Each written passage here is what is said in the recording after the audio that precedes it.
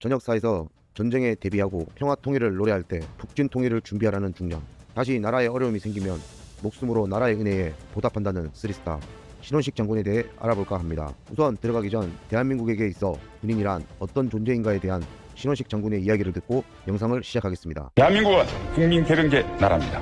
모든 건강한 남성은 군대를 다녀옵니다. 대부분의 여성들은 한때 군인이었던 아버지의 딸로 이 세상에 태어납니다.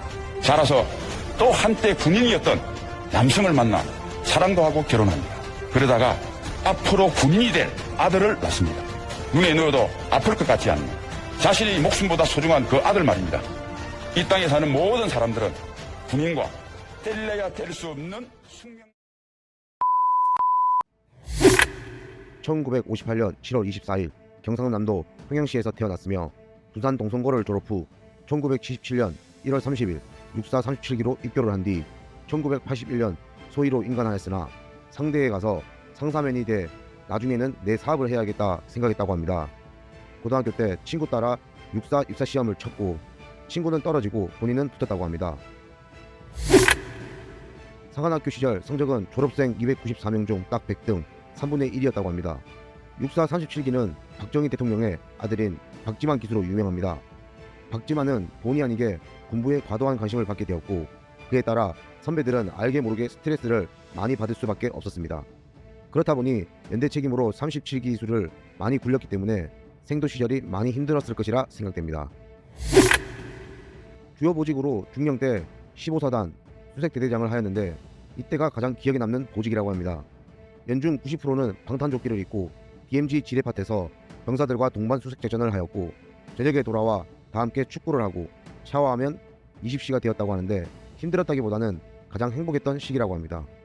대령 진급 후 53사단 126연대장, 제2작전사령부 감찰부 검열과장, 합동참모본부 작전본부 임무 수행을 하였으며 2006년 11월 1차로 준장 진급 후 육사 생도대장, 합동참모본부 전투준비태세 검열실 차장, 국방부 정책기획관실 정책기획차장을 거쳐 2010년 6월 2차로 소장 진급 후 3사단장 시절 병사들의 내무생활에는 크게 터치하지 않았지만 준비태세, 교육훈련 등 전투와 관련된 것에는 정말 혹독하게 시켰다고 합니다. 특히 혹한기 행군도 무조건 산악행군으로 하라고 지시할 만큼 혹독했다고 합니다. 그리고 현장을 매우 강조하였으며 사단 내 모든 진지를 3번씩 다녀왔고 참호에서 어떻게 싸울지, 적이 수류탄을 던지면 어떻게 대응할지 등 본인이 공부하고 생각했던 경험들을 정병들에게 지속적으로 이야기해 주었다고 합니다. 또한 열북 통일 최선봉, 북괴군의 가슴팍에 총칼을 박자, 부관 참시 김일성, 능지처참 김정일, 김정은 등 매우 호전적인 구호를 사단 장병들에게 회의, 식사, 점호전 외치게 하였는데 이렇게 외치게 한 이유는 말과 구호의 힘을 중요하다 생각했으며 군인에게 가장 중요한 것은 국가관, 대적관, 군인정신이며 가치관이 뚜렷해야 하고 정치 환경과는 다르게 군 고유의 역할이 있으니 그것을 지키기 위한 노력이었다고 합니다. 같이 근무했던 간부 병사들은 하나같이 정말 맹장이며 패기만으로 대장은 무조건 할 것이다 생각할 정도였다고 합니다.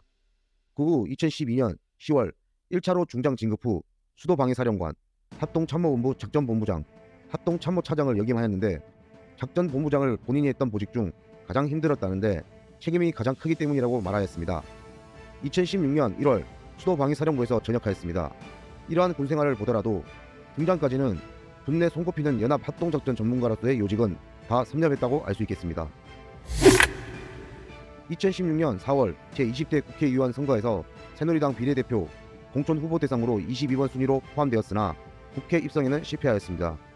제21대 총선에서는 당선 후 국방위원회와 국회운영위원회에 배정되었습니다. 유명했던 전역사입니다. 원본 영상은 길어 편집을 하였으니 참고하시길 바랍니다.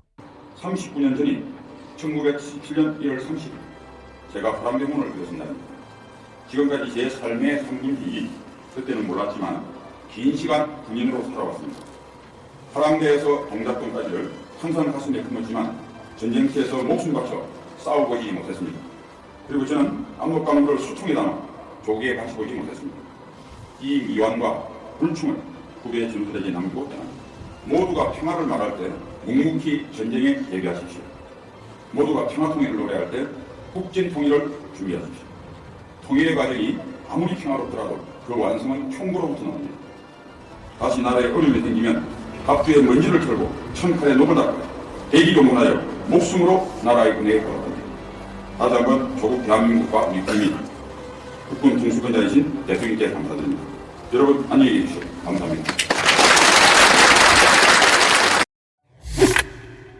정치적인 견해를 떠나 전역사 그리고 군인이란 어떤 존재인가에 대한 이야기는 정말 와닿는 말이었습니다. 30년간의 군생활 정말 고생하셨고 제2의 인생도 행복하길 기원하겠습니다. 이상입니다. 구독과 좋아요는 영상 제작하는 데 큰 힘이 됩니다.